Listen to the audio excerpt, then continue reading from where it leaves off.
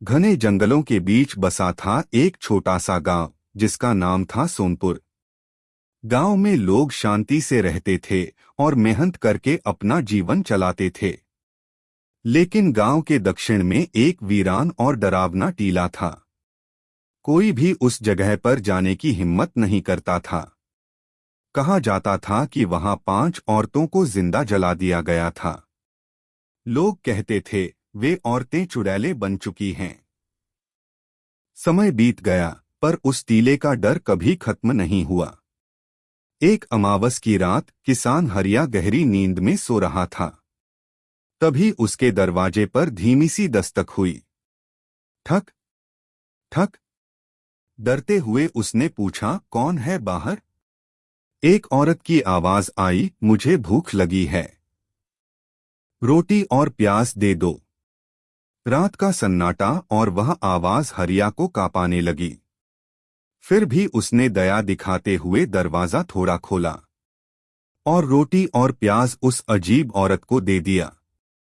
वो औरत एक डरावनी मुस्कान के साथ हंसने लगी। उसने अपने हाथों में प्याज को मसलना शुरू किया। उसी पल हरिया की छाती में तेज दर्द उठा। वह तड़पता हुआ जमीन पर गिर पड़ा और धीरे धीरे उसकी सांसें रुक गईं। सुबह जब लोग पहुंचे तो हरिया मृत पड़ा था। कुछ ही दिनों में ऐसी ही मौतें और भी होने लगीं। अब गांव वालों को यकीन हो गया, चुड़ैलें लौट आई हैं। डर का माहौल पूरे गांव में फैल चुका था। कोई रात में घर से बाहर नहीं निकलता था। बच्चे रोते रहते और औरतें भगवान से प्रार्थना करतीं। तभी बुजुर्ग मलखान ने एक उपाय बताया। उन्होंने कहा, दीवारों पर हाथों के पंजे बनाओ। यही निशान चुड़ैलों की ताकत को रोकेंगे। डरे हुए लोगों ने हर घर पर पंजे बना दिए। अब पूरे गांव की दीवारों पर हाथों के निशान थे। अगली अमावस की रात बहुत भयानक थी। तेज हवा, काले बादल और अजीब आवाजें आने लगीं। 5 काली परछाइयां गांव में घुस आईं। वे घरों में घुसने की कोशिश करने लगीं, लेकिन पंजों के निशानों ने उन्हें रोक दिया। चुड़ैलें दर्द से चीखने लगीं। तभी वे गांव के बीचों बीच आकर खड़ी हो गईं। उनकी आंखों में गुस्सा और दर्द साफ दिख रहा था। उन्होंने चिल्लाकर कहा, हमें न्याय चाहिए। हमें बिना कसूर के जला दिया गया था। मलखान आगे बढ़े और बोले, अब इसे खत्म करो। बदला लेने से तुम्हें भी शांति नहीं मिलेगी। ये सुनकर वे कुछ पल के लिए शांत हो गईं। उनकी आंखों से काले आंसू गिरने लगे। धीरे धीरे उनका शरीर धुएं में बदलने लगा और 5 आत्माएं हवा में विलीन हो गईं। आंधी थम गई और सन्नाटा छा गया। सुबह गांव फिर से शांत और सुरक्षित था। दीवारों के निशान भी अब गायब हो चुके थे। लेकिन एक पत्थर पर लिखा था, अन्याय ही सबसे बड़ी चुड़ैल है। बाय बाय दोस्तों, अगर ये कहानी अच्छी लगे तो वीडियो लाइक करें और चैनल को सब्सक्राइब करें। धन्यवाद दोस्तों। एक छोटे से गांव के पास एक बहुत ही घना और रहस्यमयी जंगल था। गांव के लोग कहते थे कि इस जंगल में रात को अजीब अजीब घटनाएं होती हैं। कई बार लोगों ने अंधेरे में एक नीली रोशनी भी चमकती देखी थी। लेकिन अर्जुन नाम का एक बहादुर लड़का इन बातों से डरता नहीं था। एक दिन उसने ठान लिया कि वह खुद जाकर देखेगा कि जंगल का सच क्या है। धीरे धीरे सूरज डूबने लगा और चारों ओर अंधेरा फैलने लगा। टॉर्च लेकर अर्जुन जंगल के अंदर कदम रखने लगा। चारों ओर सन्नाटा था। सिर्फ पत्तों की सरसराहट सुनाई दे रही थी। कीचड़ भरे रास्ते पर उसके कदमों के निशान बनते जा रहे थे। तभी उसे दूर पेड़ों के बीच एक हल्की सी नीली रोशनी दिखाई दी। डरते हुए भी अर्जुन उस रोशनी की ओर बढ़ने लगा। वहां पेड़ की जड़ों के बीच एक नीला चमकता पत्थर पड़ा था। वो पत्थर किसी जादू की तरह रोशनी फैला रहा था। जैसे ही अर्जुन ने उस पत्थर को छुआ, अचानक तेज हवा चलने लगी और पत्ते उड़ने लगे। उसी समय उसके सामने एक बूढ़ा साधु प्रकट हुआ। साधु बोले, बेटा, यह जंगल साधारण नहीं है। ये नीला पत्थर इस पूरे जंगल की जान है। अगर यह पत्थर यहां से हटा दिया गया तो जंगल सूख जाएगा।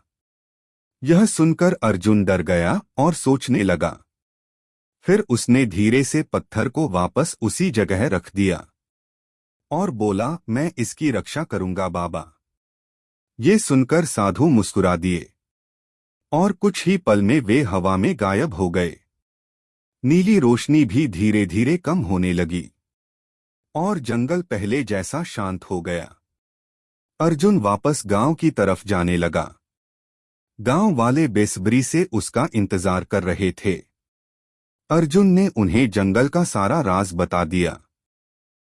इसके बाद सभी ने कसम खाई कि वे जंगल को नुकसान नहीं पहुंचाएंगे। धीरे धीरे जंगल और भी हरा भरा होने लगा। हर तरफ पक्षी और जानवर खुशी से रहने लगे। अर्जुन उस जंगल का रक्षक बन गया। अब रात की नीली रोशनी डर की नहीं, सुरक्षा की निशानी बन गई। गांव के बच्चे अब जंगल को सम्मान की नजर से देखते थे। अर्जुन रोज जंगल की देखभाल करता। नीला पत्थर पूरी तरह सुरक्षित था। उसके कारण जंगल में जादू बना रहता। लेकिन इस राज के बारे में अब भी बहुत कम लोग जानते थे। और इस तरह एक बहादुर लड़का जंगल का सच्चा रक्षक बन गया। एक छोटा सा शांत गांव था जहां सब कुछ सुकून से भरा रहता था। उसी गांव में रहती थी एक सुंदर सी बिल्ली जिसका नाम था काजल। दिन में वो बहुत मासूम और प्यारी लगती थी। बच्चे उससे खेलते रहते थे। लेकिन जैसे ही सूरज ढलता सब बदलने लगता। रात के अंधेरे में काजल की आंखें चमकने लगती थीं। वो चुपचाप खेतों और जंगल की ओर निकल जाती। वो एक तेज शिकारी थी। चूहे, मेंढक सब पर नजर रखती। एक रात उसे जंगल से एक अजीब आवाज सुनाई दी। वहां एक छोटा सा खरगोश कांटों में फंसा था। काजल धीरे धीरे उसके पास पहुंची। शिकारी होने के बावजूद काजल ने उसे बचाने का फैसला किया। खरगोश आजाद हो गया और खुशी से उछलने लगा। तभी वहां प्रकट हुए जंगल के रक्षक देवता। देवता बोले, तुम सिर्फ शिकारी नहीं, तुम रक्षक है। आज से तुम इस गांव की रक्षा करोगी। एक रात एक खतरनाक सांप गांव में घुस आया। लेकिन काजल सबसे पहले उसके सामने आ गई। काजल को देखकर सांप डरकर भाग गया। अब गांव वाले समझ चुके थे काजल उनकी रक्षक है। आज भी अगर रात में चमकती आंखें दिखें, डरना मत, वो काजल है, गांव की रक्षक। बाय बाय दोस्तों, अगर ये कहानी अच्छी लगे तो वीडियो लाइक करें और चैनल को सब्सक्राइब करें। धन्यवाद दोस्तों। घने हरे जंगल में एक प्यारी सी लोमड़ी रहती थी। उसका नाम था लिली और वह बहुत समझदार थी। एक दिन जंगल में अजीब नीली रोशनी की चर्चा होने लगी। कहा जाता था रात में डरावनी आवाजें भी आती हैं। सब जानवर डर गए और उधर जाना बंद कर दिया। लेकिन लिली ने सोचा, मैं सच्चाई जानूंगी। रात हुई और पूरा चांद चमकने लगा। लिली धीरे धीरे उत्तर दिशा की ओर चली। झाड़ियों से अचानक आवाज आने लगी। लिली को डर लगा, लेकिन वह रुकी नहीं। तभी उसे एक विशाल बरगद का पेड़ नजर आया। उसकी जड़ों से नीली रोशनी निकल रही थी। लिली धीरे धीरे उसके पास पहुंची। वहां उसे एक छोटी सी गुफा दिखाई दी। गुफा के अंदर से तेज रोशनी आ रही थी। लिली हिम्मत करके गुफा में गई। अंदर एक नन्हा सा घायल हिरण पड़ा था। उसके गले में एक चमकता पत्थर फंसा था। हिरण बोला, मैं बहुत दर्द में हूं, कृपया मेरी मदद करो। लिली को उस पर बहुत दया आ गई। उसने धीरे से वह पत्थर निकाल दिया। जैसे ही पत्थर निकला, रोशनी बंद हो गई। डरावनी आवाजें भी रुक गईं।